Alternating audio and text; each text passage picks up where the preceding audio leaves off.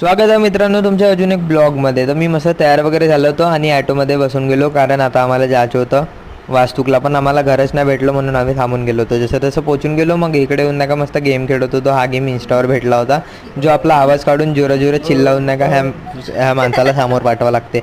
मग इकडे मस्त आगमन वगैरे चालू होतं. मानेवाडा येऊन गेलो होतो ना, मस्त गणपती जात होते. एक नंबर सुंदर सुंदर गणपती होते. आणि इकडे मस्त ढोलताशा वगैरे चालू होता. हे काका लोक तर ऐकतच नव्हते, एवढं धडधडक्यात वाजत होते. पहा तुम्ही आता समोर.